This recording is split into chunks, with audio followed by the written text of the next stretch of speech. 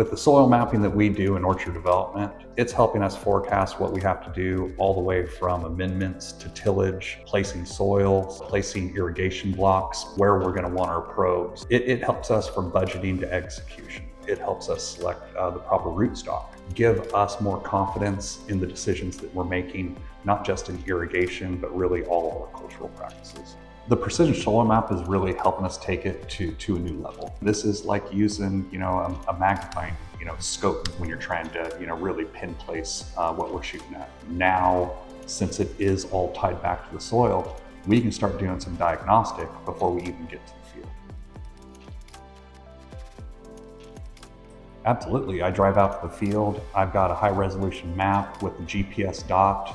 I know what the water holding capacity was from a lab that tested it for me. If I'm looking for a dry spot in the field when I need to turn more water on, I know exactly where I'm at. Likewise, if I'm looking for a heavy spot, trying to figure out if we've dried it down enough to get the tractors, I can anticipate where that's going to be before the tractor goes out. It just makes all of my scouting time more efficient. Already understand the nutrient holding capacity, I already understand the water holding capacity, and I know how large of a section of the field that probe is meant to represent. When we were placing probes prior to soil mapping, I didn't know if that represented one tree or 100 acres. That was something where I spent a lot of time trying to validate the data and understand how much of the area it represented, rather than trying to make changes in the field using the data.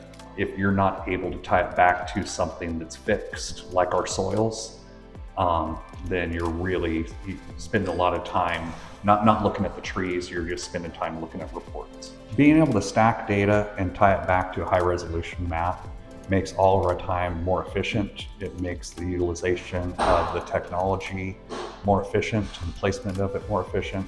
Prior to that, we spent most of our time just validating that a graph was correct. Now I can look at different data points, basically different points of view.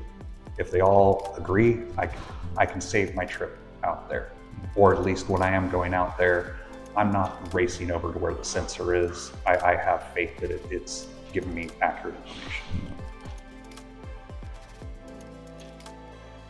Working with FarmInRx and IM Scheduler, and being able to show the results of a high vigor tree and understanding how our frequency of irrigation affects tree vigor, being able to show that to the people that are investing in capital, and also being able to show that to the irrigators out in the field that we require to execute our plan. And I can use this technology in both the field or the meeting room.